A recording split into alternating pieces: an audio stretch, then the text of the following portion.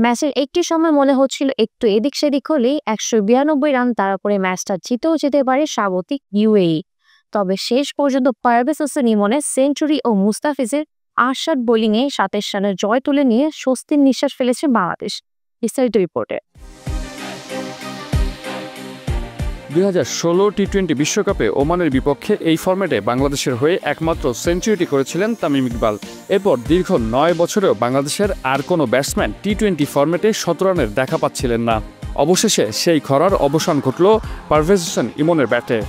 ৯ ছক্কার record গড়া ইনিংসের পথ ধরে প্রত্যাশিত জয়ে সিরিজ শুরু করল বাংলাদেশ। মাত্র ৫৩ বলেই নিজের সেঞ্চুরি তুলে নিয়ে ইমন বনে যান টি-২০তে বাংলাদেশের দ্রুততম সেঞ্চুরিয়ান। তার আগ্রাসী ইনিংসের উপর ভর করেই শারজার ব্যাটিং সহায়ক উইকেটে ৭ উইকেটে ১৯১ রান জমা করে টাইগাররা। ইমন ছাড়া আর কেউই বলার মতো স্কোর করতে পারেনি। দ্বিতীয় সর্বোচ্চ ২০ রান আসে তৌহিদ হৃদয়ের ব্যাট থেকে। ১৯২ রানের লক্ষ্য তাড়া করতে নেমে পাওয়ার প্লেতে ৫২ রান, ১০.২ ওভারে ১০০ রান তুলে কক্ষপথেই ছিল আমিরাত। তবে জিততেও স্বাগতিকদের ম্যাচে জেতা হলো না লোয়ার অর্ডার ও মিডল অর্ডার ব্যাটারদের অনভিজ্ঞতার কারণে।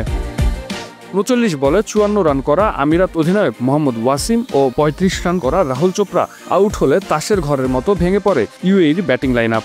এই দুজনের উইকেট তুলে নিয়ে বাংলাদেশকে ম্যাচে ফেরান পেসার তানজিম হাসান সাকিব। এর পরের কাজটা সারেন মুস্তাফিজ ও হাসান মাহমুদ।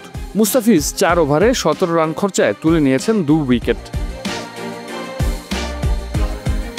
শেষ দিকে আসিফ খান কিছু বড় শট খেলে দলকে আবার ম্যাচে ফেরানোর চেষ্টা করেন। শেখ মাহেদীকে ১ ওভারে টানা ৩টি ছক্কা হাঁকিয়ে কিছুটা উত্তেজনাও তৈরি করেন তিনি, কিন্তু শেষ পর্যন্ত তিনিও পারেননি। ২১ বলে ৪২ রান করা আসিফকে থামান হাসান মাহমুদ।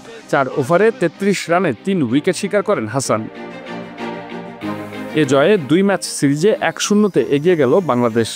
আগামীকাল একই মাঠে অনুষ্ঠিত হবে সিরিজের দ্বিতীয় ও শেষ টি-২০।